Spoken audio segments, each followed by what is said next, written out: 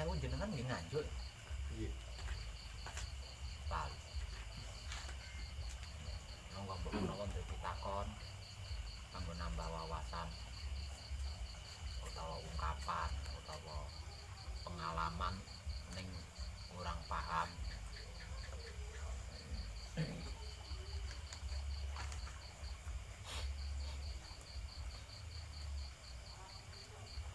Pripun Mas Jono? Kopra Jono.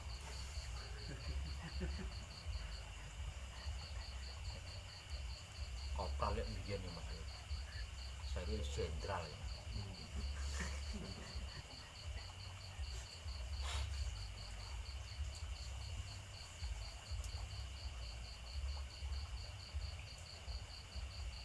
Aku ki arep nglebokne sampean ning grup. Nek pas grupe ana luangan. Tak golek sapa ya jenenge lali. Nek pas grupe kebek kelingan.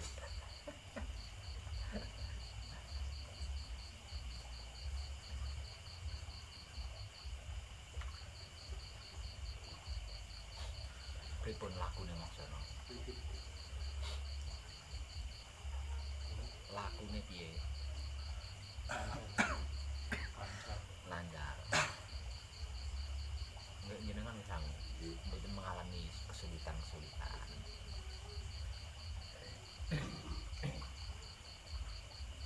Kesulitannya di luar Patrap. di luar Patrap. Ya Karena di luar selalu Patrap. interaksi dengan Nah, kalau di luar Patrap kan kita menghadapi alam semesta seisinya. Ya butuh terlatih. Lari, Hah? lari, Kadang lari. emosi. Kuwi jenenge singgir wujud. Ayo. Ora mung bacaan ini singgir wujud. kadang terbawa orang awam sedikit sadar gitu Pak. Yo lho, kuwi apa itu Pembelajaran, bukan pendewasaan. prosesnya ngono. Seperti itu. Masih diproses. Orang ngono kuwi maksudnya apa jenenge kejadiane. Wis ora nek proses ora trimo ganti kejadian wis. Kedadian nah lek jenengan ora katut terus nah terus ngertine berhasil ning ndi? Ngertine sadar ning ndi? Cara ngilangi gregeten itu. Hmm? Kadang gregeten. Cara ngilangi. Yo ngambung.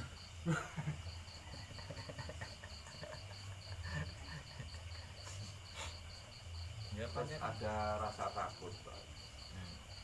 Yang di luaran itu selain bisa amati, kita selalu interaksi dengan pelanggan, dengan orang awam. Akhirnya ada rasa takut. Rasa takutnya gini, misalkan kita terbawa sedikit ke situ, terus takut, kemomoran. ya Jangan tahu kemomoran. Memang kejadiannya memang seperti itu. Nah, intinya kesadaran itu ngertinya kita, pahamnya kita, taunya kita, kapan kita tertarik, kapan kita tidak, kapan kita terbawa, kapan kita tidak. Ini jenenge kesadaran ini ngono. Jadi kesadaran itu bukan soal saya tertarik atau tidak tertarik, bukan. Jadi pengertian kita, pemahaman kita, pengetahuan kita tentang diri kita yang tertarik atau tidak. Kapan tertarik, kapan tidak. Ini jenenge kesadaran itu. Nah, karena kita berkesadaran, kita jadi tahu, oh ini saya tertarik. Nah, akhirnya bertahan. Itu jenenge kesadaran. Jadi kesadaran itu bukan tentang kita tertarik atau tidaknya, bukan, tapi mengetahui kapan kita tertarik, kapan kita tidak, itu namanya kesadaran. Dan yang mengetahui itu kesadaran. Nah, kalau jenengan sampai tahu, saya tertarik, berarti jenengan berkesadaran. Oh, saya terbawa, berarti berkesadaran. Kalau nggak berkesadaran nggak mungkin tahu kan. Nggak mungkin tahu.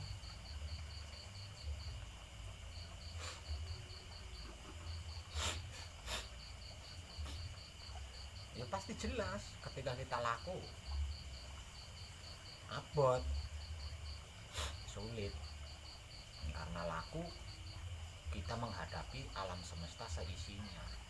Nah, alam semestanya satu, tapi isinya kan beraneka ragam, beraneka macam. Nah, kalau patrap samadhi yang kita hadapi hanya satu kan, Maha Suci tok. Ya. Kalau kita patrap samadhi hanya satu yang kita hadapi, yaitu Maha Suci. Nah, kalau laku yang kita hadapi adalah alam semesta seisinya. Ya beda lah.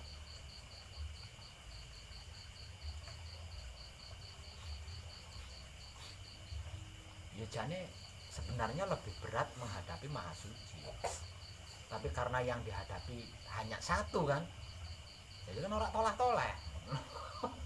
Jadi tidak noleh-noleh kan, cuma satu kan yang dihadapi, seberat apapun kan hanya satu, jadi iso tetap hidup madep-mantep. Nah, kalau yang dihadapi banyak, orang noleh nengen kok sing tengen tersinggung kan ngono.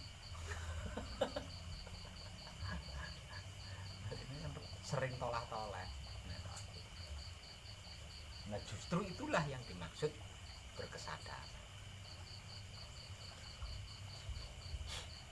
Jadi bukan karena saya berkesadaran ada perempuan lewat, yo nabrak tiang listrik gitu. Sadar melihat. Ya. Ono duit sak kepok. Ini ora gelem ngwesi. Bukan begitu kesadaran. Nah, kesadaran itu sekalipun ada perempuan cantik lewat, biasa aja gitu. Enggak sesuatu. Jadi tidak menduga-duga anaknya siapa itu, istrinya siapa itu, enggak duga-duga gitu, biasa saja. Terhadap apapun seperti itu. Itu namanya kesadaran.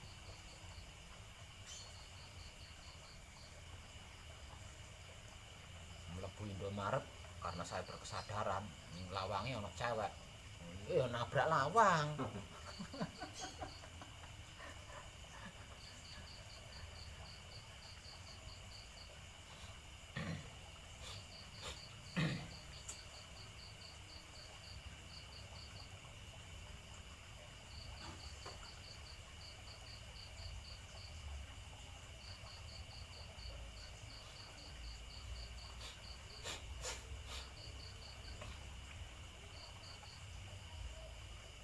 Itu yang bisa menjadikan kita tidak beban, yang bisa menjadikan kita tidak beban, sehingga apapun itu jadi tidak masalah, apapun itu jadi tidak sesuatu. Nah, itu ilingnya wae dhewe, ingatnya kita gitu. Nah, dengan ingat kesadaran kita jadi merdeka, jadi leluasa, jadi lebih luas, jadi gampang kontinu, jadi gampang universal. Hanya dengan ingat toh. Ingat apa? Ingat jati diri sejati. Ingat bahan dan asal usul raga kita dari apa, dari mana. Ingat bahan dan asal usul jiwa kita dari apa, dari mana. Ingat bahan dan asal usul hidup kita dari apa dan dari mana. Lah, ingat kuwi tok. Ingat itu, kesadaran kita akan terbantu. Kesadaran ini kan fungsinya kan otomatis deh. Dia tidak bisa didikte, dipaksakan, dipaksa, diute-ute, ini tidak bisa dia. Karena dia otomatis ngono kuwi, jenenge kesadaran ora iso diotak-atik. Nah, kesadaran ini kalau diperjelas, kesadaran ini adalah obah polae, tingkah polae, atau geriknya wahyu ponco gaib, itu kesadaran. Nah wahyu panca gaib kan ora iso di otak-otik, nggak bisa dirubah-rubah kan? Ya berarti gerak-geriknya juga sama kan? Jadi kita hanya bisa tidak merepoti kesadaran. Nah agar supaya kesadaran kita itu tidak direpoti, tidak merasa direcoki, tidak merasa terganggu apapun gerak-geriknya, nah kita harus selalu ingat diri kita.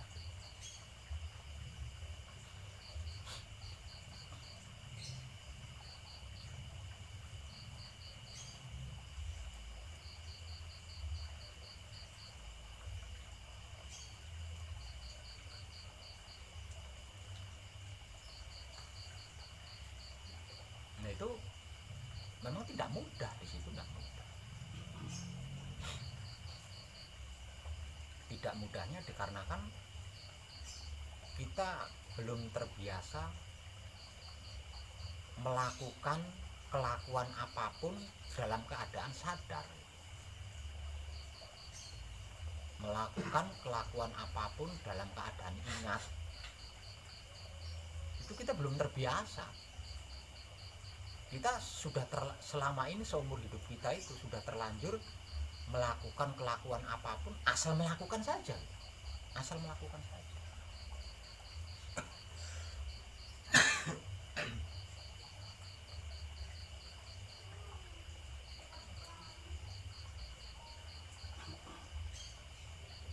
Ada kalanya kita melakukan sesuatu dalam keadaan sadar, ada kalanya kita melakukan sesuatu dalam keadaan ingat, tapi yang disadari, tapi yang diingat itu Tuhan.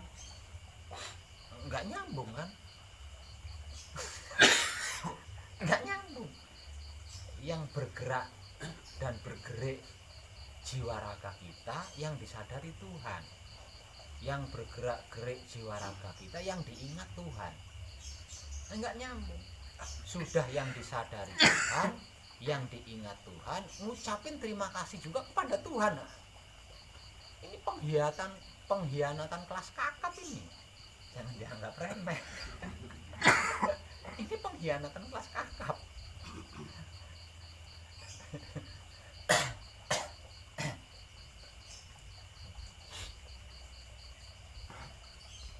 Nah kita belum terbiasa gitu, melakukan kelakuan apapun dalam keadaan atau dalam situasi dan kondisi selalu ingat diri, itu belum terbiasa. Kita terbiasanya ingat Tuhan bahkan asal melakukan. Nah, asal melakukan. Nah kita seumur hidup ini terlanjur di situ. Nah karena kita sudah terlanjur di situ, untuk selalu ingat diri ketika bergerak dan bergerik kan butuh keahlian.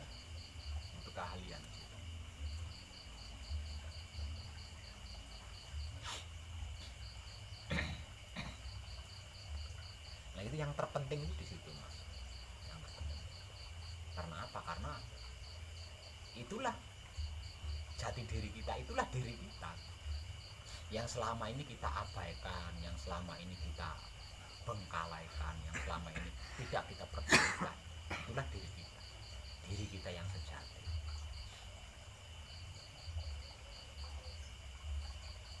Bukankah lebih utama dan lebih penting mengingat Tuhan daripada mengingat diri? Ya tidak bisa. Lebih penting ingat diri. Dengan ingat diri kita ingat Tuhan. Ingat Tuhan kita belum tentu ingat yang lain. Ketika kita ingat Tuhan belum tentu kita ingat yang lain. Tapi ketika kita ingat diri, kita bisa mengingat semuanya, termasuk Tuhan. Jadi lebih utama, lebih penting mengingat diri. Sebab karena itu Tuhan itu sendiri berkata, barang siapa mengenal diri pasti akan mengenal Tuhan. Dari ayat itu berarti kan lebih utama mengenal diri. Dikarenakan untuk mengenal Tuhan harus mengenal diri dulu. Nah kalau nggak mengenal diri, nggak melalui mengenal diri, bagaimana mengenal Tuhan? Lawang Tuhan itu gaib, nggak kasat mata. Yang kasat mata itu kita sebagai gambarannya kan. Yang kasat mata itu adalah diri kita sebagai wujud gambaran kenyataan Tuhan. Makanya untuk bisa mengenal Tuhan, untuk bisa memahami Tuhan, untuk bisa menyeleksi Tuhan, kita harus mengenal diri. Nah, kalau kita sudah kenal diri kita, sesungguhnya kita sudah mengenal Tuhan. Nah, karena apa? Karena Tuhan itu adalah isinya jiwa raga kita.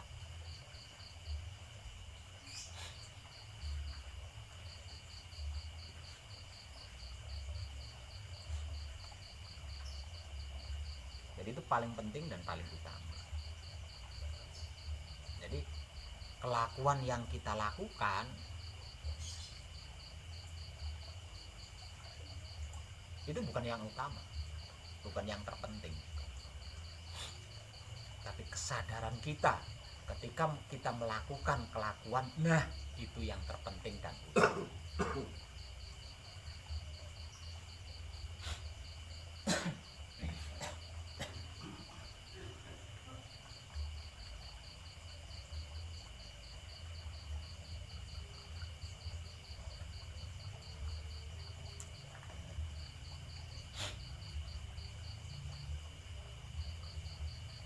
Jadi mengingat jati diri sejatinya kita, itu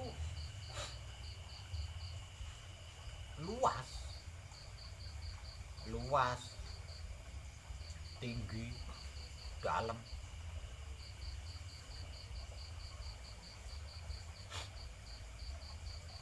Bahkan bisa dikatakan melampaui batas. Jadi diri kita itu sesungguhnya melampaui batas, melampaui batasan-batasan, melampaui ruang dan waktu. Hanya saja untuk menyatakan diri kita yang sejati itu kita butuh terbiasa dulu. Ingatan kita butuh terbiasa dulu. Sadarnya kita butuh terbiasa dulu. Karena selama ini seumur hidup kita belum terbiasa di situ.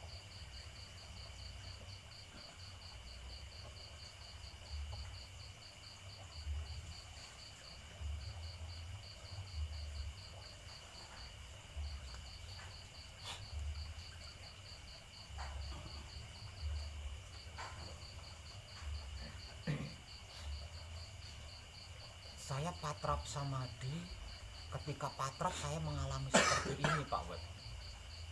Terus ketika kita bersamadhi, kita mengalami seperti ini Pak Web. Itu bagaimana? Mengalami sesuatu ketika patrap atau mengalami sesuatu ketika bersamadhi itu tidak penting, tidak terlalu penting. Yang penting itu ketika mengalami sesuatu di saat patrap, ketika mengalami sesuatu di saat samadhi, kita itu ingat diri enggak? Tidak. Kalau ketika kita mengalami sesuatu di saat patrap, keadaan kita dalam keadaan ingat diri. Sesuatu itu kita ngerti, sesuatu itu kita paham, sesuatu itu kita tahu.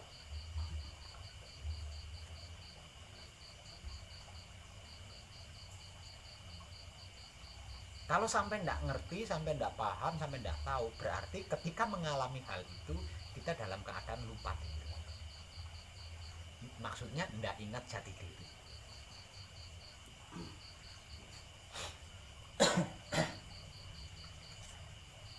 Itu di dalam patrap samadhi. Di luar patrap samadhi, ketika kita laku, sebenarnya juga sama. Sama.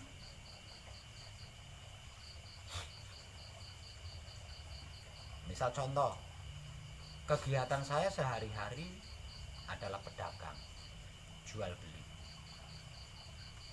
Kalau sampai saya mengalami rugi, berarti ada sesuatu yang kita lakukan dalam keadaan lupa diri. Kalau tidak ada sesuatu yang kita lakukan dalam keadaan lupa diri, mustahil dagangnya rugi, itu mustahil. Salah satu contohnya seperti itu.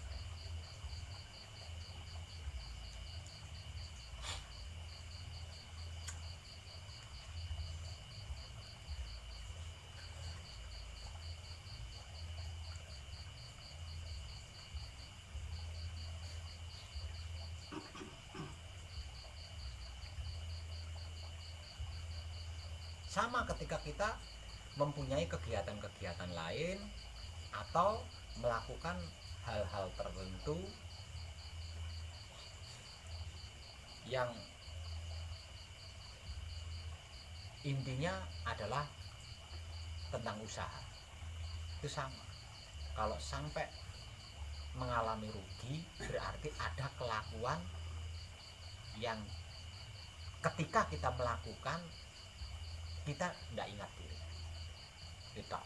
Jadi bukan karena patrap samadinya kurang bagus, kurang mempeng, kurang lama, menebar kesadaran rasa cinta kasih sayangnya kurang luas, bukan tentang itu. Bisa jadi ketika kita semisal contoh dalam sehari semalam kita menebar kesadaran rasa cinta kasih sayang Romo 10 kali katakanlah. Nah, selama kita melakukan penyebaran kesadaran rasa cinta kasih sayang Romo 10 kali ini, ada ketika kita menebar kesadaran rasa cinta kasih sayang Romo, satu yang kita lakukan dalam keadaan tidak ingat diri. Atau di dalam sehari semalam kita melakukan patrap samadhi 5 kali katakanlah. Ada satu patrap samadhi yang kita lakukan dalam keadaan tidak ingat diri. Atau ada kelakuan-kelakuan lain selain patrap samadhi dan laku yang kita lakukan dalam keadaan tidak ingat diri.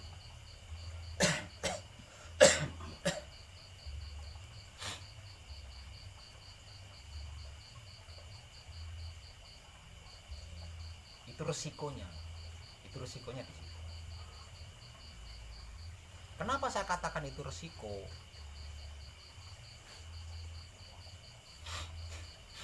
Satu, barang siapa mengenal diri, dia mengenal datnya, mengenal Rabnya, atau mengenal Tuhannya. Nah, dikarenakan mengenal Tuhan, ndak indah itu kan ndak mungkin kan? Ndak indah, ndak sukses, gagal, kan ndak mungkin. Jadi mengenal Tuhan, satu.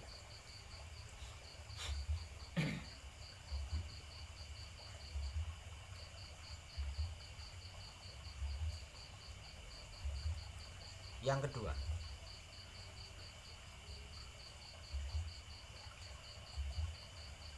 mengenal diri adalah mengenal Tuhan. Lalu pertanyaannya, diri yang mana yang harus kita kenal? Luar dalam kita, diri yang terdiri dari luar dalamnya kita.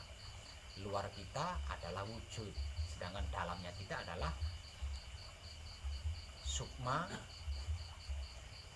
atau 4 anasir dan hidup. Itu kan bagian dalam kita. Lah ketiga-tiganya itu persatuan daripada raga atau wujud, jiwa atau sukma, hidup atau roh suci, itu adalah diri kita. Jadi diri kita itu terdiri dari 3 hal itu tadi. Tidak sedikit yang mengatakan bahwa diri kita itu terdiri dari 2 hal kan? Terdiri dari 2 hal, yaitu raga dan jiwa. Hidup tidak dihitung. Lah itu jiwa itu kan masuknya hidup, oke. Berarti 4 anasirnya tidak dihitung kan? Nah, itu. Selama ini kan kita mengkonsumsi ini selama ini. Padahal diri kita itu terdiri dari 3 hal. Wujud atau badan kita, jiwa atau sukma kita, hidup atau roh suci kita. Lah, persatuan daripada badan atau raga, jiwa atau sukma, hidup atau roh suci, inilah diri kita, inilah jati diri kita. Yang ketiga-tiganya itu berbahan berbeda, berasal usul sama. Asal usulnya sama, hanya bahannya yang berbeda-beda. Nah, inilah jati diri kita. Dan kita tidak boleh lupa ini. Kalau lupa jati diri, berarti tidak ingat diri ya. Kalau lupa jati diri, berarti kan tidak tahu atau tidak ingat dari apa bahan raga kita, dari mana asal usul raga kita, dari apa bahannya jiwa kita atau sukma kita, asal usulnya dari mana, dari apa bahannya hidup kita atau roh suci kita, asal usulnya dari mana. Nah, kita kan tidak tahu ini atau lupa tentang ini. Nah, karena tidak tahu, karena belum tahu, karena lupa, berarti kan lupa diri.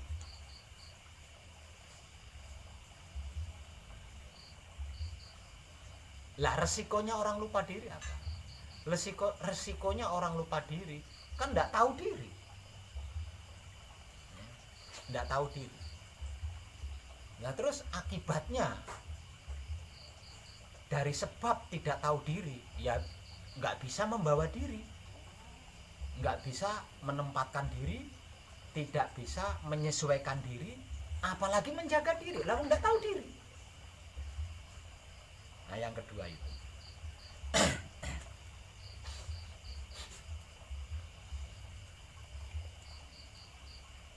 Jadi dalam keadaan apapun, ketika kita selalu ingat diri, berarti satu,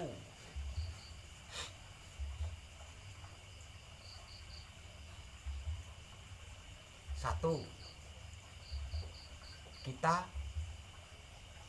sudah pasti selalu ingat Tuhan. Sudah pasti selalu ingat Tuhan.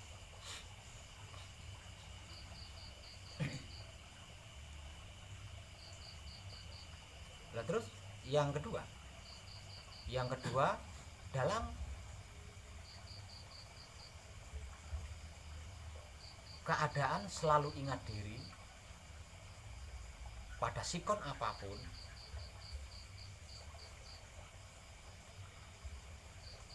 ini tidak ada sesuatu yang negatif, sesuatu yang tidak baik, sesuatu yang buruk bisa nyentuh, itu nggak ada. Bahkan dikatakan sesuatu yang buruk, sesuatu yang jahat, sesuatu yang tidak baik, itu nggak ada. Itu nggak ada. Bagaimana bisa nyentuh? Lawang ada saja enggak.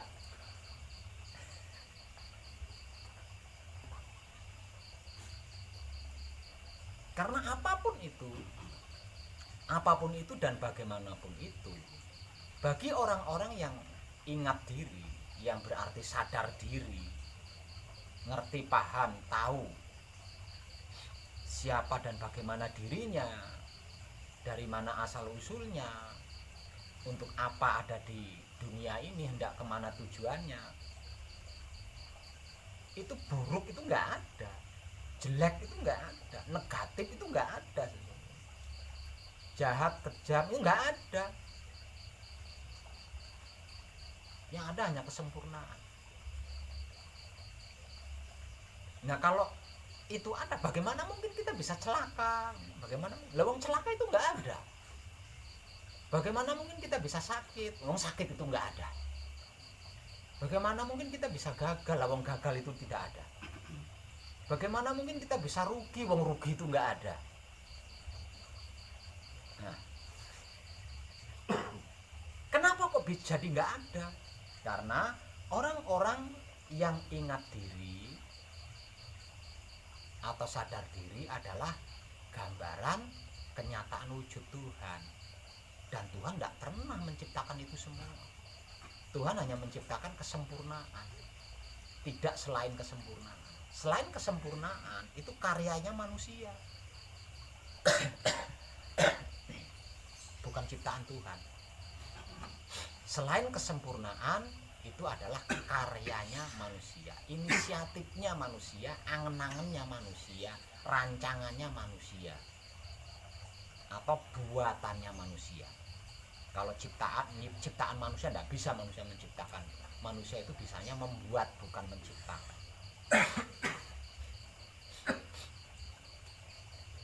Selain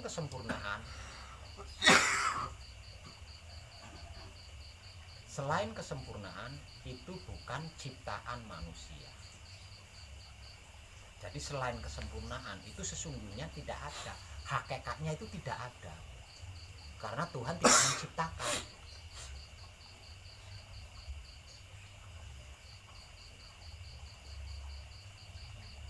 Bisanya ada kegagalan, sakit, buruk, jahat, itu karyanya manusia, buatan manusia, inisiatifnya manusia, angen-angennya manusia. Nah, ketika manusia itu menjadi wadah Tuhan, ketika manusia itu menjadi gambaran wujud Tuhan, lah semua itu jadi nggak ada. Semua yang diciptakan manusia itu jadi nggak ada. Semua yang diinisiatifi manusia itu jadi nggak ada. Semua yang dirancang manusia itu jadi nggak ada. Nah, karena nggak ada, bagaimana bisa mendekat kepada kita? Bagaimana bisa menyentuh kita? Lalu nggak ada.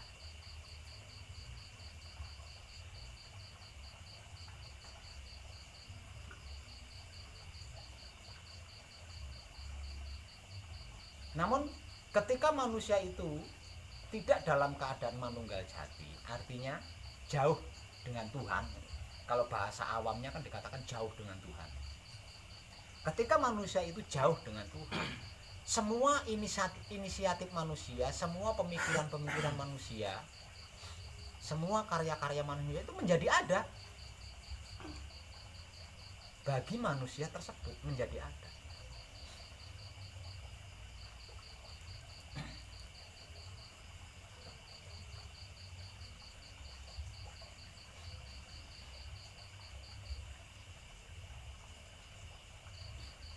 Nah, kalau sudah seperti itu, mana yang lebih penting, mana yang lebih utama? Mengingat diri apa mengingat Tuhan? Bisanya ingat Tuhan itu karena ada diri kita. Karena diri kita masih ada.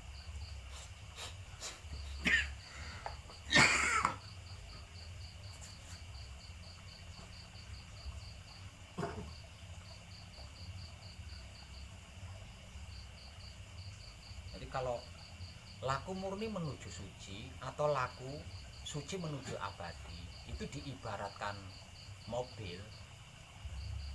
Ingat diri ini adalah setirnya, kendalinya ada di situ. Setirnya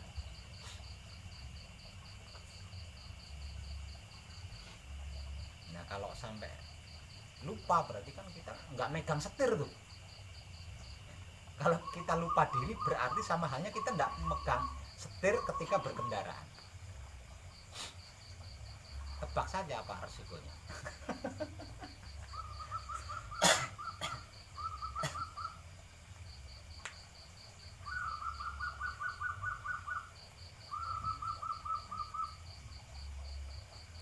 Dengan selalu ingat diri berarti kita selalu mengendalikan kendaraan kita dengan memegang setir. Nah, pasti sampai di tujuan apapun itu. Pasti sampai, karena kita bisa membawa diri, menyesuaikan diri, menempatkan diri, menjaga diri.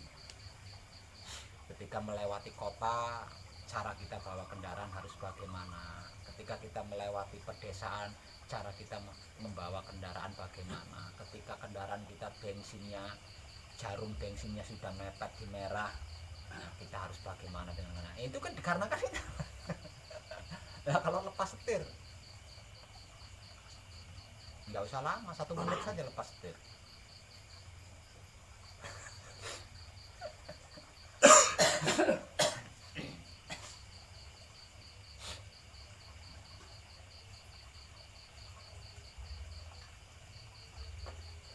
Jadi kesimpulannya, kendali kita ketika kita patrap samadhi dan kendali kita ketika kita melakukan kebajikan adalah ingat diri. Nah, dengan selalu ingat diri, patrap samadhi kita jadi tidak masalah. Dengan selalu ingat diri, laku kita jadi tidak bermasalah. Karena apa? Karena yang patrap samadhi itu dia sendiri, bukan kita. Yang laku juga dia sendiri, bukan kita.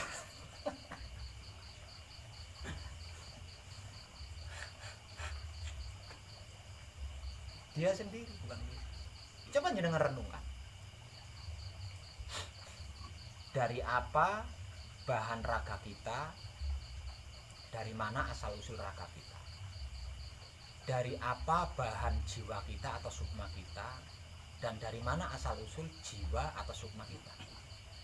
Dari mana bahan hidup kita dan dari mana asal usul hidup kita?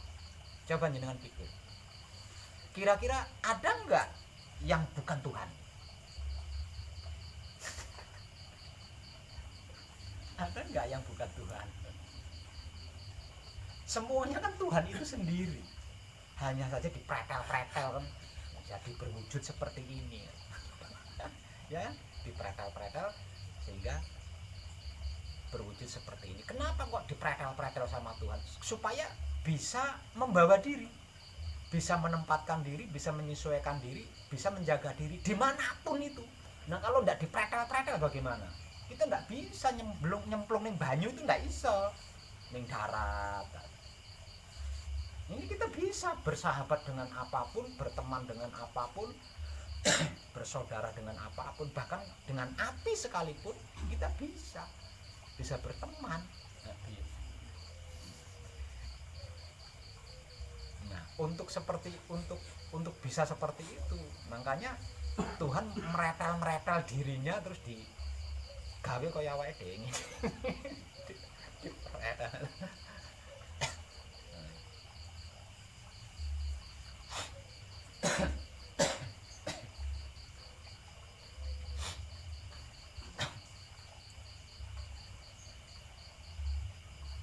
Makanya akhir-akhir ini yang selalu saya tekankan dengan sangat tegas, yang selalu saya motivasikan berulang-ulang kali tanpa hitungan, tanpa bosan adalah keadaan selalu ingat diri. Nah, karena apa? Karena ingat diri inilah kendalinya.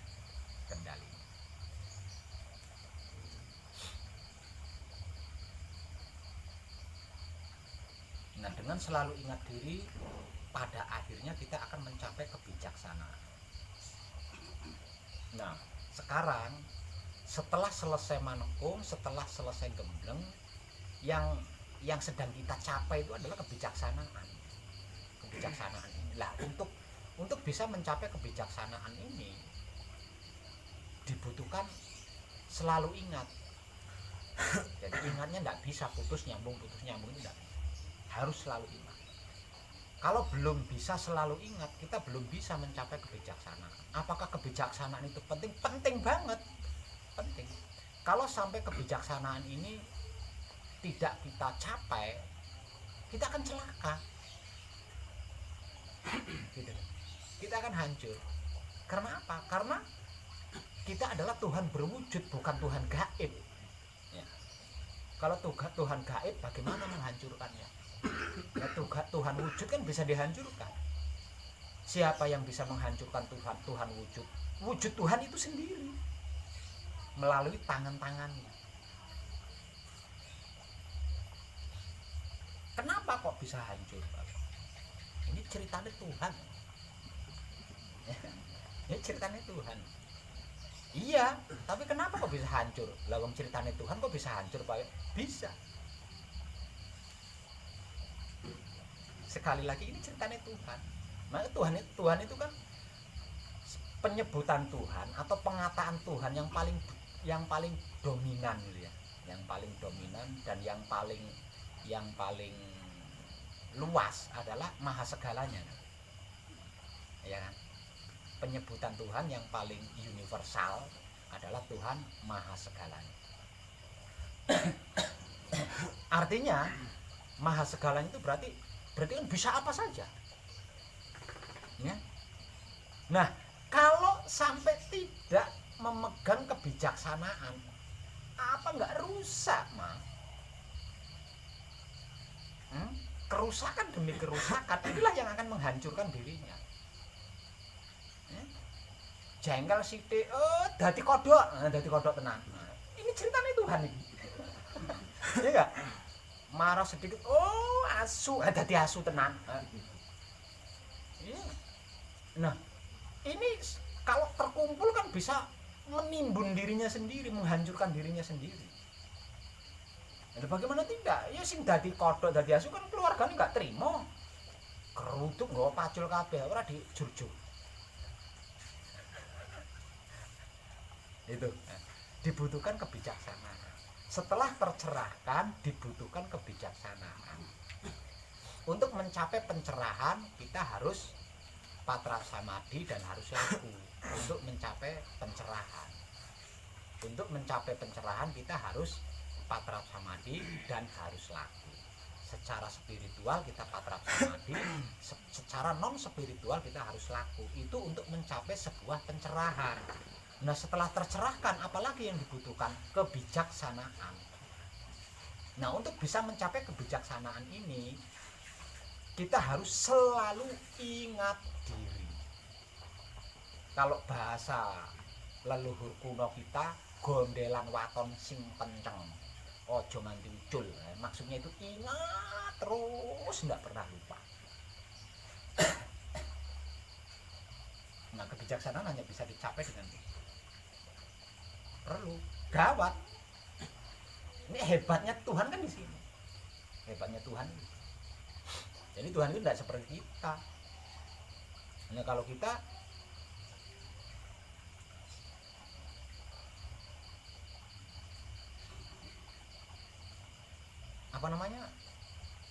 kalau kita kedatangan pengemis langsung dikasih uang.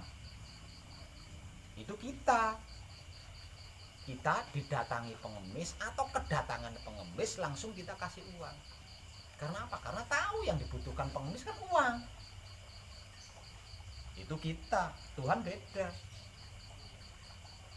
Kalau Tuhan kedatangan umatnya, Tuhan didatangi oleh makhluknya, dilihat dulu, saya kasih uang ini mampu nggak menggunakan uang.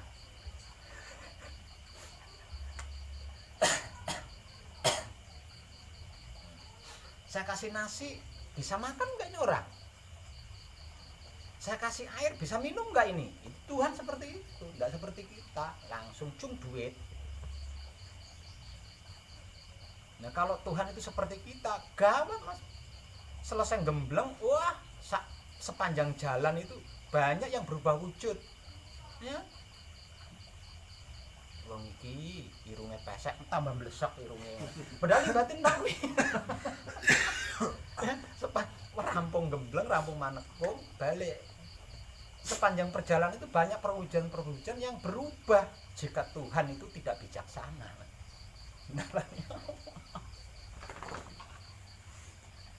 Sak batine dadi Tuhan, ini ceritanya Tuhan.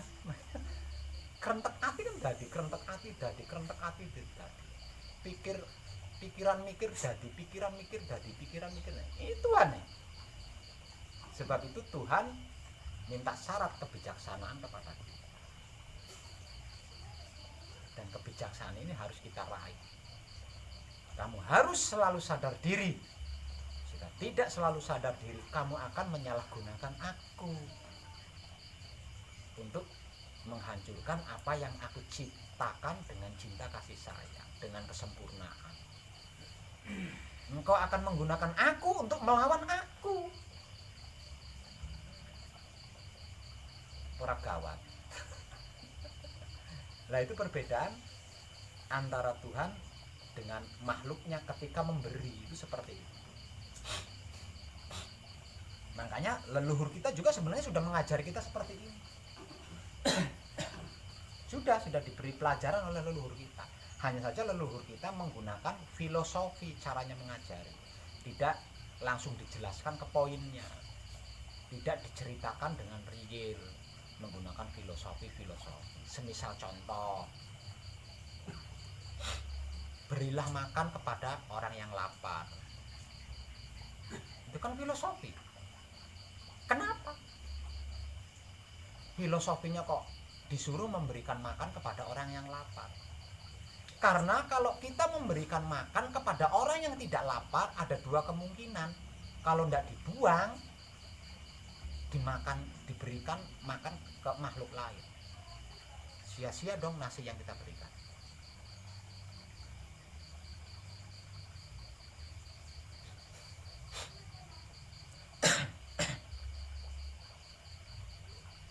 Berikanlah payung kepada orang yang sedang kehujanan. Kenapa kok memberikan payung hanya kepada orang yang sedang kehujanan? Yang membutuhkan payung kan orang sedang kehujanan. Nah kalau orang yang tidak sedang kehujanan nggak butuh payung, diberikan payung ya tersinggung dia. Kamu pikir saya itu Belanda yang takut hitam, dikasih pinjam payung?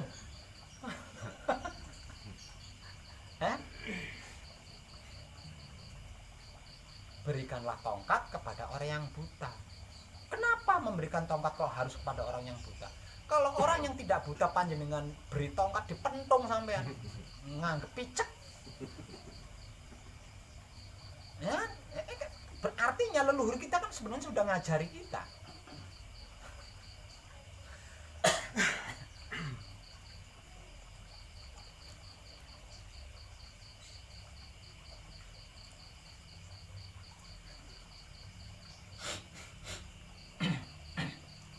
Berikan sedekah kepada orang yang miskin. Itu 4 wejangan dari leluhur kuno kita yang berupa filosofi. Karena wejangannya, karena filosofinya, berikanlah sedekah kepada orang yang miskin. Ngasih sedekah, bersedekah kepada orang miskin aja.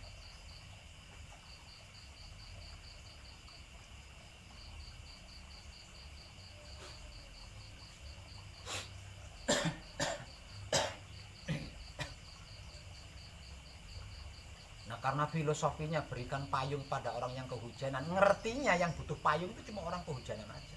Kalau orang yang sedang kepanasan tidak butuh payung. Ini kan sulit ya. Pelajaran leluhur-leluhur kuno kita kan sulit karena menggunakan filosofi-filosofi.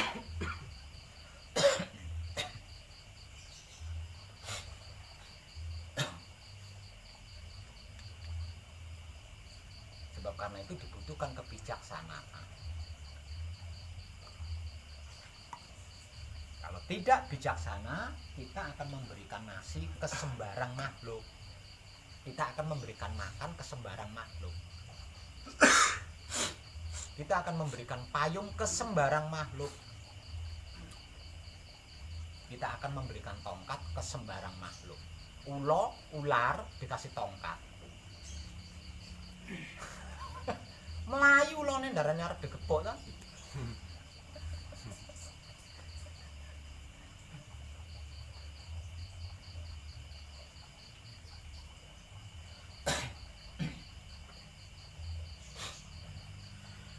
Memberikan sedekah hanya kepada orang miskin. Padahal orang miskin yang dimaksud itu adalah orang yang membutuhkan. Ya. Sebab apa? 99% orang yang butuh pertolongan kan orang yang sedang membutuhkan gitu loh. Bukan orang yang sedang membutuhkan terus butuh pertolongan kan enggak. Maksudnya gitu. Berilah sedekah kepada orang yang miskin. Kenapa? Karena hanya orang miskin yang punya kebutuhan, yang membutuhkan bantuan.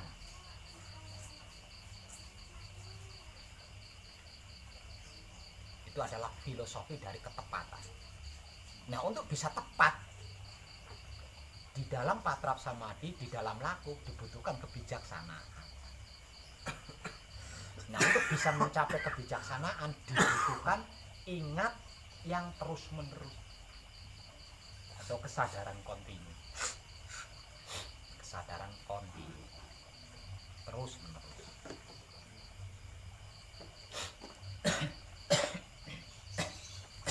Wah, kalau begitu sulit. Emang sulit. Ya pasti sulit lah. Gawang kita menghadapi banyak hal ketika laku. Kalau di saat patrasa mati satu yang kita hadapi. Tapi ketika kita laku yang kita hadapi kan alam semesta seisinya. Nah, dikarenakan kita belum terbiasa, pasti banyak terbawanya, banyak terpengaruhnya.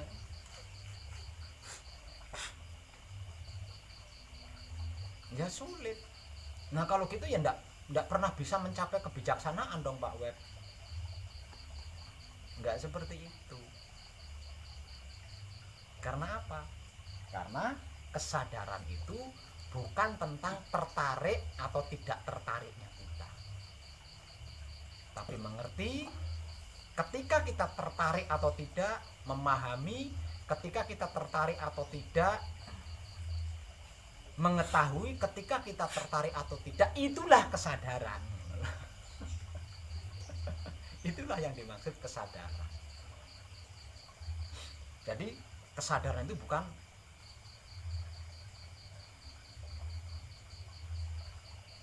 berpihak atau memilih yang tidak menarik saja. Nah, ngadepi Mas Jono ini saya pasti katut. Mas Jono tukang mendem, mesti aku katut mendem ini.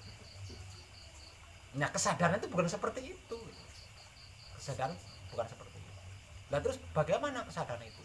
Kesadaran itu mengerti, memahami, dan mengetahui ketika saya bersama Mas Jono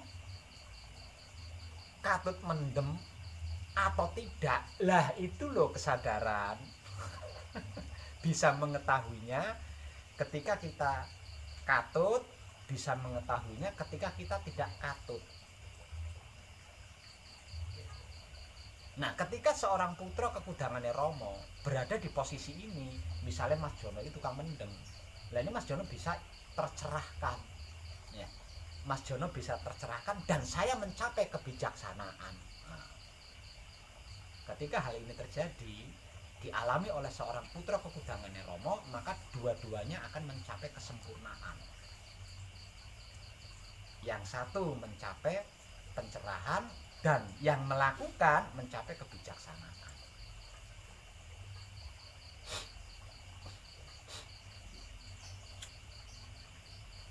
Itulah hikmah daripada bisa membawa diri, bisa menempatkan diri, bisa menyesuaikan diri, bisa menempatkan diri. Itu hikmahin kono.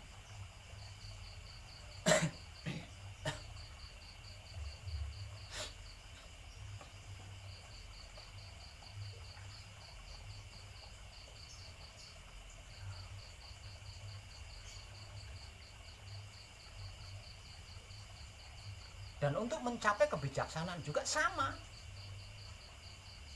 gampangnya, sama gratisnya, podo kan. Sama gampangnya, sama gratisnya. Terus ya orang undang-undang pajak ke barang. Selalu mengingat jati diri kan orang pajak ya, Mas.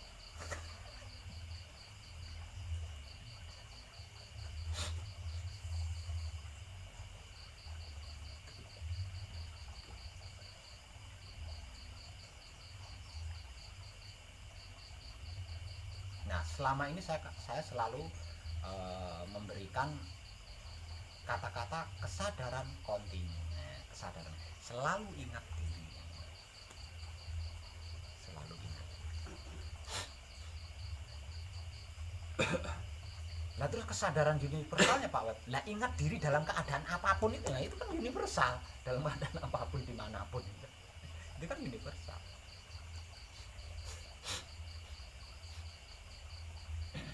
Jadi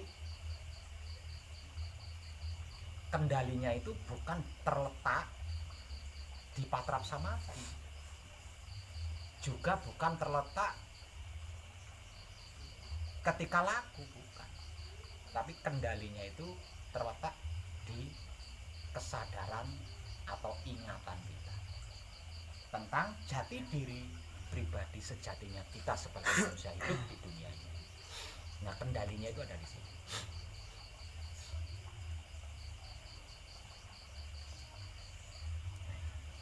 Itu rumit karena kita belum terbiasa. Rumit. Karena apa? Karena dia terdiri dari 3 hal kan? Raga atau badan, jiwa atau sukma, hidup atau roh suci. Terdiri dari 3 hal, kita manunggalkan jadi satu. Tersebut manunggal jati kita. Ya apa rumit, 3 hal ya. Rumit lah kalau 3 hal ini berbeda-beda. Nah, rumitnya di situ karena kita belum terbiasa. Belum terbiasa dalam keadaan manunggal di saat melakukan apapun. Belum terbiasa dalam keadaan ingat ketika melakukan apapun. Nah, kita belum terbiasa di situ.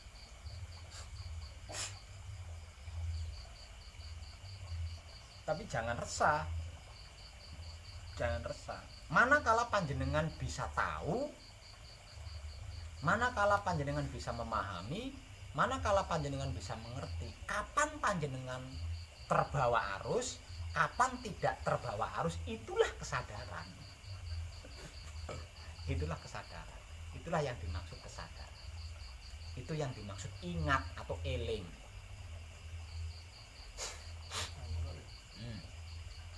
Gimana caranya mengingat jati diri di saat ngobrol, asik ngobrol, kadang-kadang fokus di ngobrolnya. Apa ya? Kadang Ya sering melihat diri lah, ya. Melihat wujud. Kadang saat ngobrol kan asik, fokus di ngobrolnya. Cara mengingat jati dirinya gimana?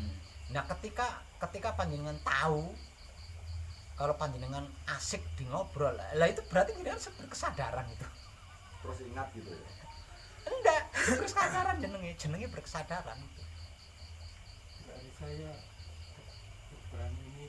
Wah, yo kok. Ngeten kok lek satu misal jenengan melaku di jalan yang sepi, terus begalnya nggawa pistol, harta apa nyawa, ragaku dari ini. Ayo didor men. Didor dhisik sampean. Dalam hati berarti. Dalam hati, dalam perasaan. Ora, bukan dalam hati, dalam perasaan. Apa ya?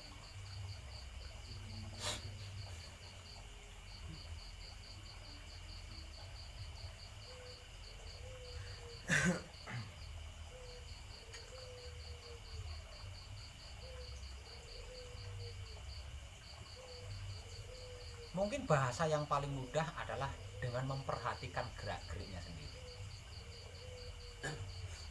Bahasa yang paling mudah. Lawan kita ngobrol gitu.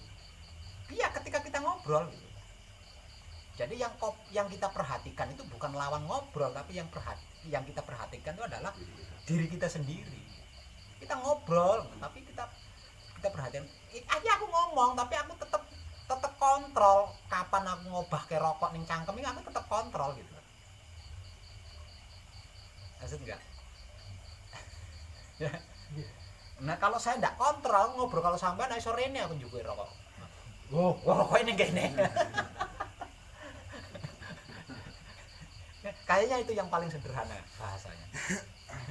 Jadi ketika kita ngobrol dengan seseorang, yang kita perhatikan jangan seseorang yang sedang ngobrol dengan kita. Yang kita perhatikan adalah diri kita sendiri, bagaimana bibir saya bergerak ketika saya berkata-kata, bagaimana ketika saya berkata-kata posisi tubuh saya itu seperti apa, begini apa begini. Ini yang kita kontrol gitu loh. Yang kita perhatikan bukan lawan bicaranya.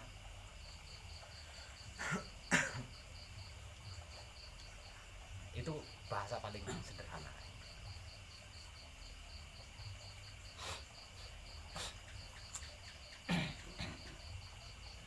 Nah, sebenarnya ini ada di dalam diri kita. Sejak awal kita mengenal dunia, jati diri kita itu ada, sudah aktif di situ. Kita aktif. Sudah aktif. Hanya saja kan enggak kita kaji gitu. Sehingga kita enggak bisa mempraktekkan.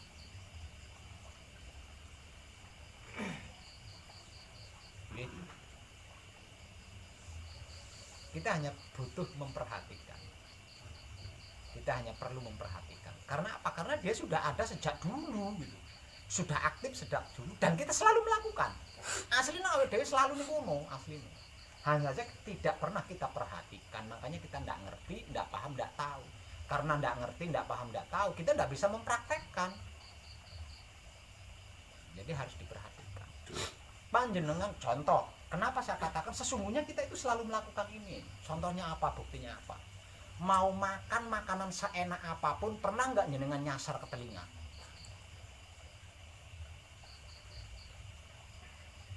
Pernah?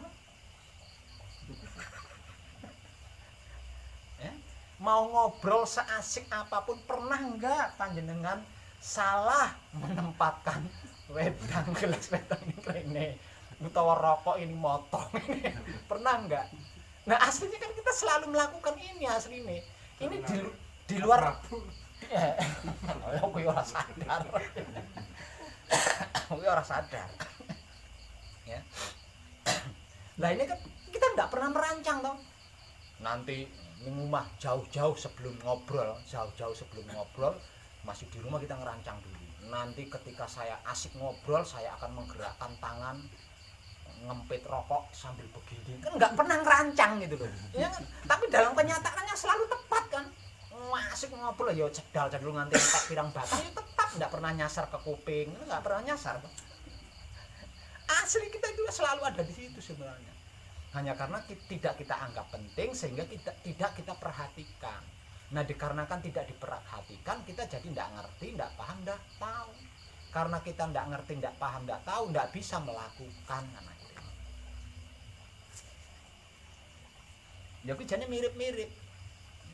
Karena tidak kenal diri, jadi tidak tahu diri. Karena tidak tahu diri, jadi tidak bisa membawa diri, tidak bisa menyesuaikan. Ini kan bodoh ya, hanya beda bahasa saja.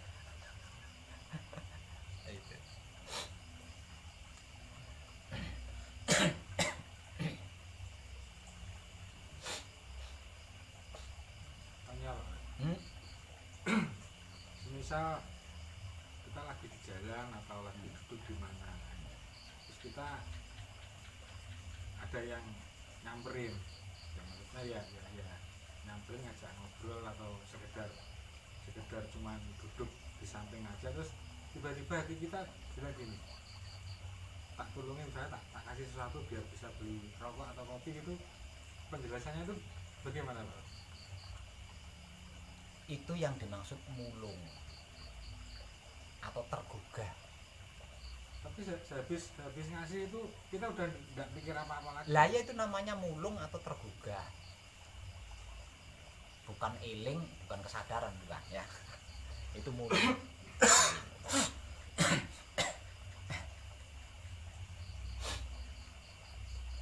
Nah, kalau mulung ini kita wujudkan secara nyata, dia akan masuk ke dalam kebajikan atau kebaikan. Masuk. Tapi kalau tidak kita wujudkan jadi beban.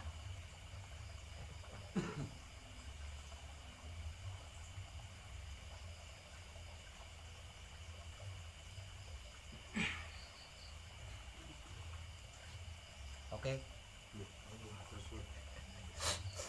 Nah, untuk bisa mencapai kebijaksanaan, nah kita harus memperhatikan itu, memperhatikan diri.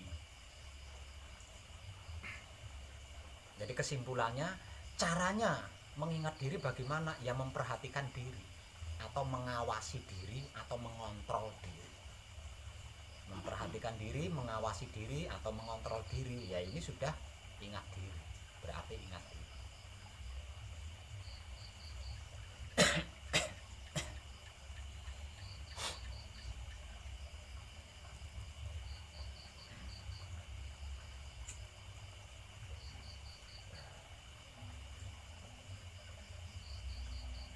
Nah kalau lawan bicaranya cantik Bahendol bagaimana Pak Web? Enggak peduli.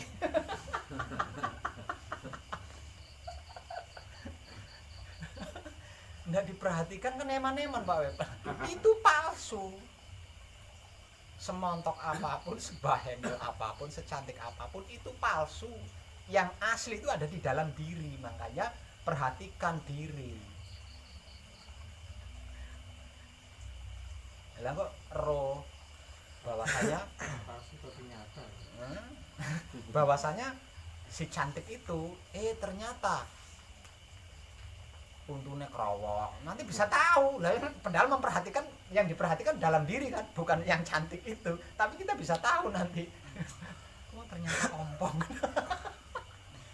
Nah kalau kita memperhatikan keluar, ketipu sama rupa, ketipu sama wujud kita.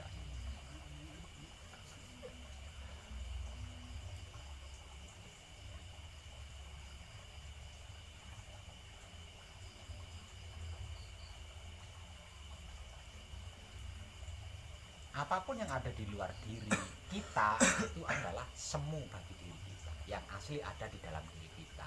Maka ketika kita berhadapan dengan apapun, perhatikan diri sendiri, jangan yang dihadapi yang kita perhatikan.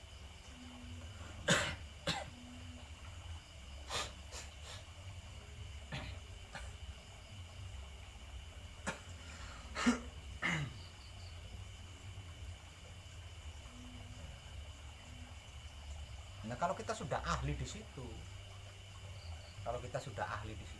ya kita bisa mengerti dengan mudah, bisa memahami dengan mudah, bisa mengetahui dengan mudah. Karena ada yang mengertikan, ada yang memahamkan, ada yang mengetahuikan. Satu misal, sekali duduk saya menghisap satu batang rokok ini, melakukan gerakan tangan ke sini berapa kali itu bisa tahu, Mas. Bisa tahu.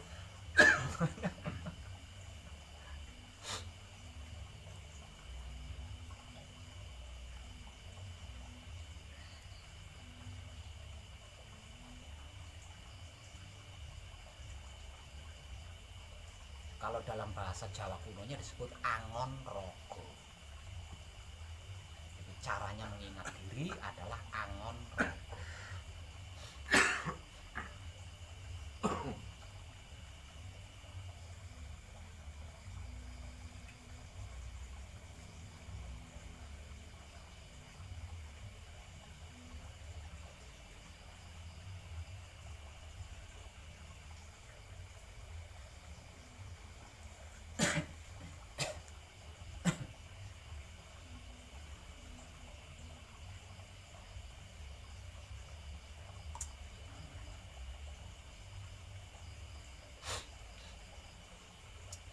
Ada pertanyaan lagi?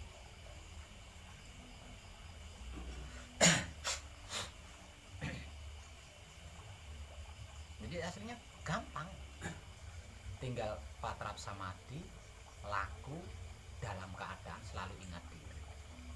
Gampang kan? Karena kita belum terbiasa, terkesan koyo ribet ngono to. Terkesan berarti saya harus mengatur waktu, saya harus mengatur, terkesan kayak ngono kan.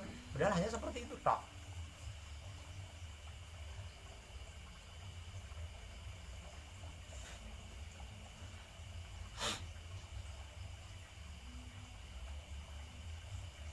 Hanya patrap samadhi. Setelah patrap samadhi, lakukan kebaikan sekecil mungkin, walaupun itu sekecil mungkin. Syukur-syukur bisa besar. Dan kedua-duanya kita lakukan dengan keadaan ingat diri, selesai.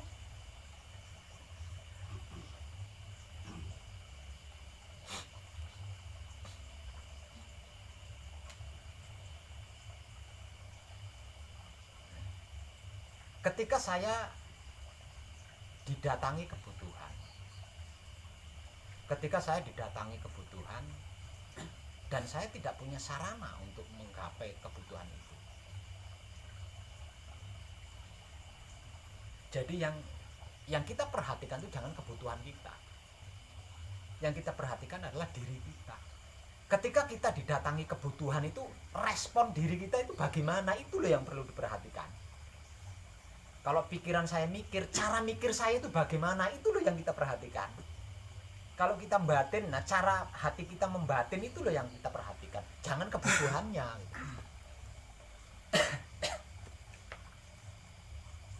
Selama ini ketika kita kedatangan kebutuhan, kan kita terbawa oleh kebutuhan itu. Wow, sewibuk piye iki. Oh iya. Nah, kelakuan diri ini tidak kita perhatikan. Kelakuan diri kita enggak kita perhatikan sama sekali. Bagaimana gerak-geriknya itu enggak kita ketahui sama sekali. Enggak kita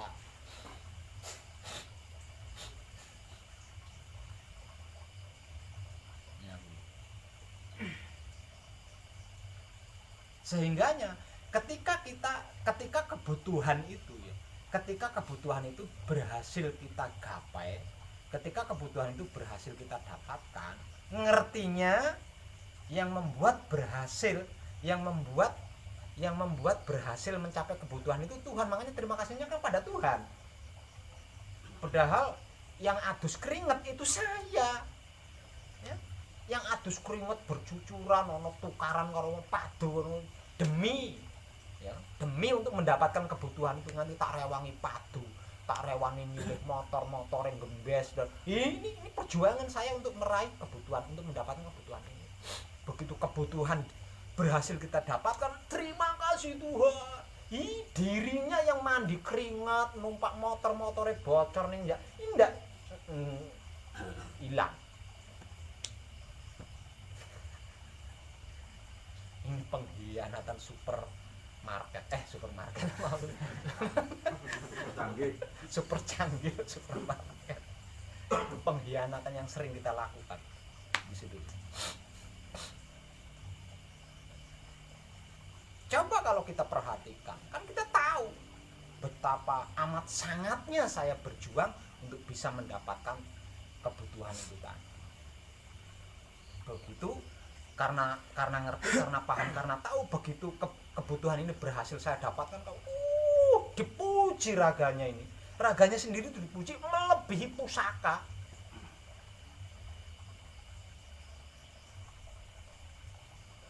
Lanang tenang kowe, lanang tenang. Itu loh. Makanya selama ini kan kita sering meremehkan diri sendiri kan, karena kita tidak pernah memperhatikan betapa payahnya gerak-gerik jiwa raga kita, mencela diri sendiri, meremehkan diri sendiri, menghina diri sendiri, kan sering kita lakukan ini. Maka diri kita bahannya apa, asalnya dari mana, dan selama ini kita meremehkan.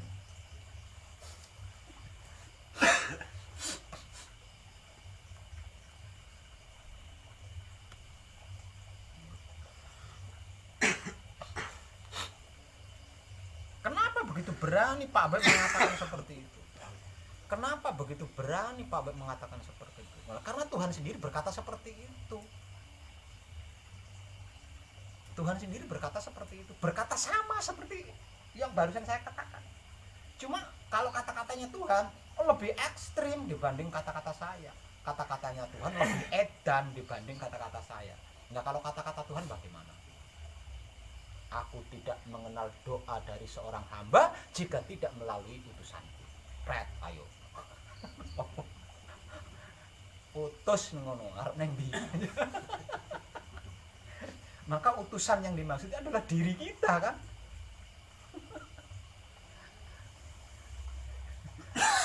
Itu akhirnya ngono. Ekstrim toh bahasanya Tuhan, lebih ekstrim. Nah itu kalau dikupas kan umur kita sekarang udah berapa? Seprono ini berarti tekan temangsang neng di seprono ini.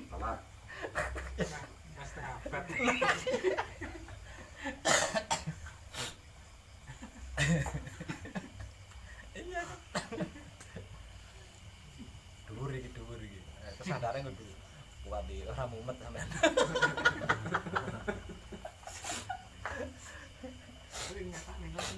Nah iya, dan enggak lucu lah apa yang kita lakukan selama itu, enggak lucu. Mana pangkalnya, mana ujungnya, mana tengahnya itu enggak berurutan sama sekali, semrawut dhewe. Tambah telak. Nganti ruwet.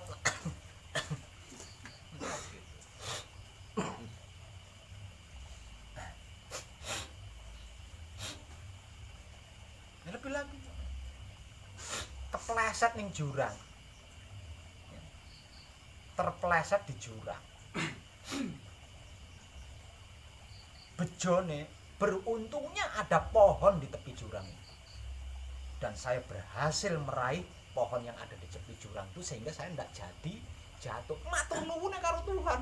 Terima kasih Tuhan, engkau telah sing nulungi lumpet. Yang nolong kamu itu loh pohon. Yang nolong kamu itu loh hidup yang ada di pohon itu, bukan Tuhan. Orang konyol. Dikiranya pohon itu tidak punya hak untuk mendapatkan ucapan terima kasih kita. Soalnya apa? Pohon itu tidak punya hidup soalnya. Dianggapnya kan seperti itu. Nah kalau pohon itu tidak punya hidup berarti kan pohon mati, pohon lapuk. Mana mungkin mampu saya gelantungi?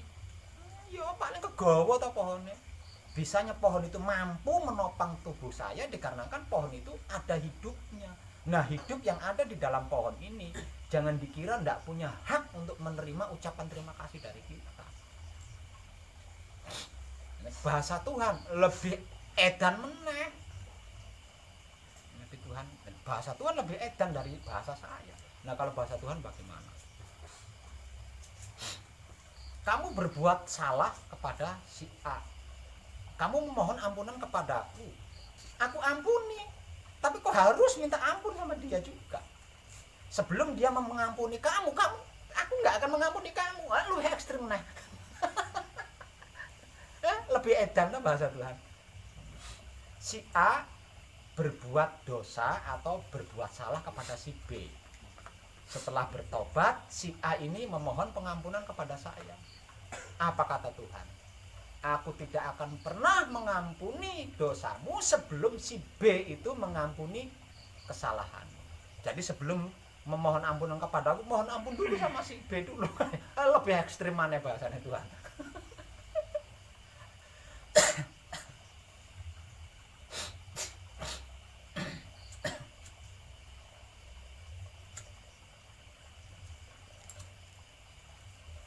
Itu sebenarnya kan filosofi mengajarkan yang semuanya itu mengajarkan kepada kita bahwasanya apapun itu harus ke diri dulu, harus ke diri baru kepada maha diri.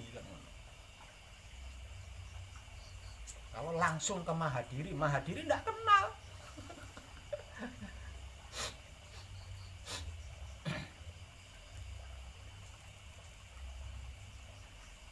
Nah ini secara awam disebut sebagai wasilah. Jadi wasilah itu adalah hubungan antara raga, jiwa, hidup, dan maha hidup. Silsilah.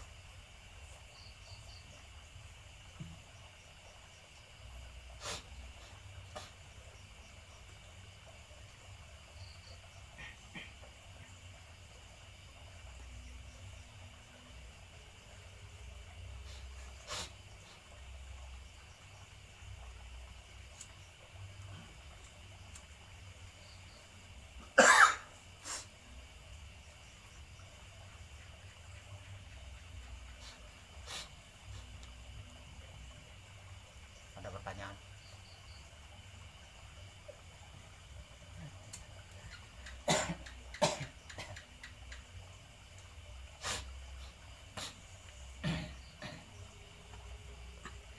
Dengan kata-kata saya barusan tadi, jangan ada yang tersinggung loh ya. Saya dulu pernah berbuat salah kepada si A, si B, si C. Berarti saya harus minta ampun sama si A. Itu sudah tidak ada semua. Selesai manekung, selesai belum suara mau kabeh selesai. Jadi jangan diungkit-ungkit. Ini ke depannya, untuk ke depannya.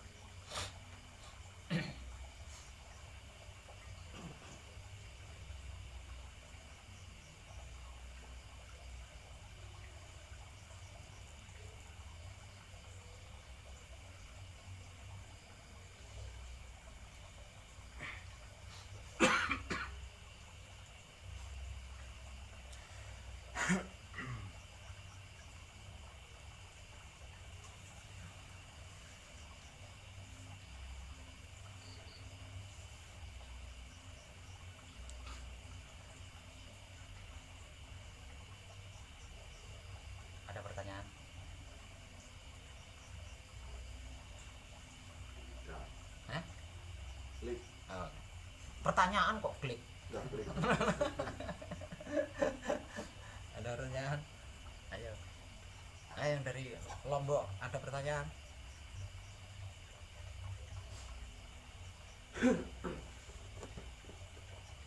Ping, nggak ada berarti. Kelamaan. Dijamin tadi. Baru dibedain loh. Ada pertanyaan? Enggak. Dari Palembang ada pertanyaan? Nonton Pak. Ya ngapunten. Nah, Apa itu? biasanya kan tiangnya yang dibahas ketika seseorang itu punya utang, udah lama kemudian lupa kan. Selalu yang dibahas utang itu dibalas pukul ditagih pemberitahuannya kan. Kalau itu masih dalam proses laku murni menuju suci, ya seperti itu.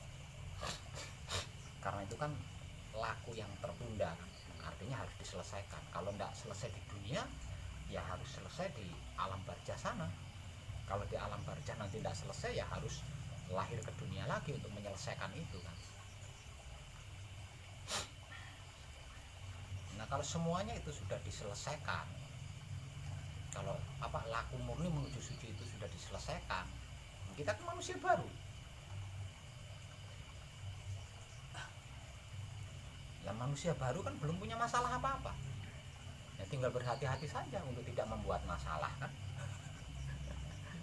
Untuk tidak membuat masalah lagi.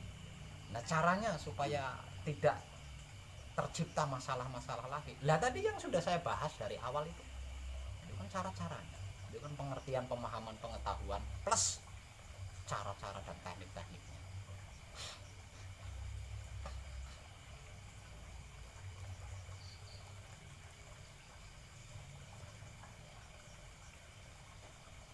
Ada pertanyaan lain? Paham nggak itu tadi? Ada pertanyaan lain?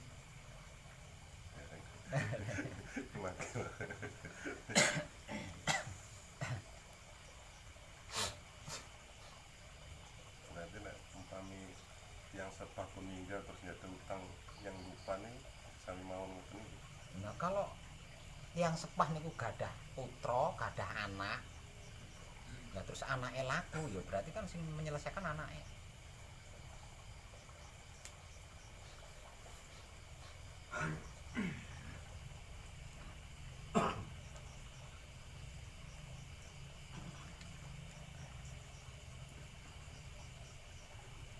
Yang menanggung menyelesaikan kan adalah anak cucunya.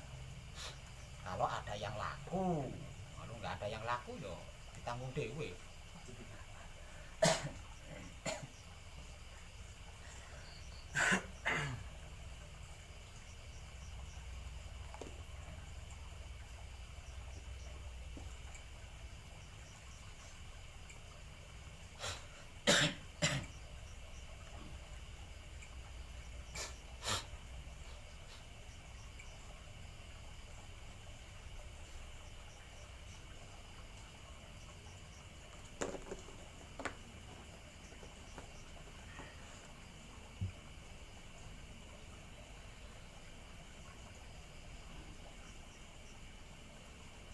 Ada lagi yang lain?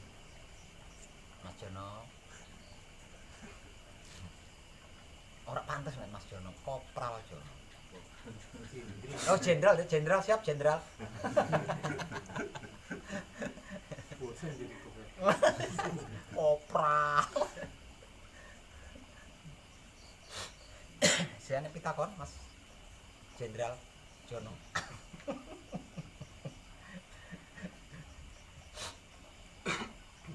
Cara mengingat jati diri saat bersemadi itu gimana? Oh kalau bersamadi itu enggak bisa. Menurut saya Enggak. Jadi ingat jati diri itu adanya di patrap. Kalau sudah semedi itu udah diem. Semedi itu diam udah. Itu penentu itu udah. Kita sudah masuk ke dalam. Sudah masuk ke dalam kan harusnya duduk. masuk ke dalam, sampai di dalam mondar-mandir pawon ruang tamu, kamar ruang tamu, tawon sumur. Ayo. Tekan di rumah ya wis duduk meneng garek ngenteni wedang teko, pisang goreng teko, sego teko kan. Nek sampean capek sibuk mondar-mandir ruang tamu, pawon, kamar, toilet, ya ora metu-metu wedange. Semedi itu sudah di dalam rumah. Jadi sudah duduk manis, wis meneng. Jadi ingat diri itu adanya di patrak. Makanya saya katakan patrak samadhi. Patraknya jadi apa jenenge upaya ingat itu adanya di patrak. Nah, supaya ingatan ini tadi tidak bercampur dengan patrak, nah, satunge lungguh niat ingsun ngiling-ngiling raga pubahane saka. Ya kata gampangane wong ngomong ngono kuwi lah. Gampangane ngomong. Merenung dulu. Nah, wis isa lah nembe lungguh prak patrak. Lah patrak karo ngiling Gusti Ingkang Maha Suci ragaku. Sambil sari. Iki oke.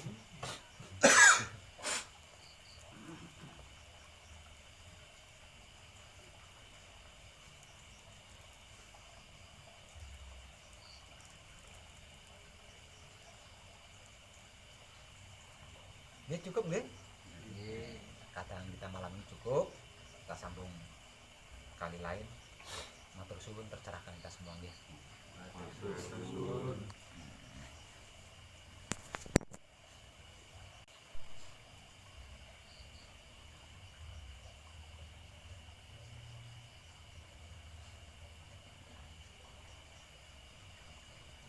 Iki rada cepet di sisi kiwa iki rada cepet iki ya. Sret.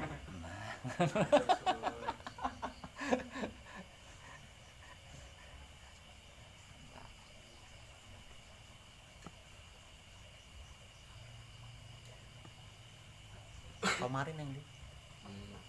Oh, Pak.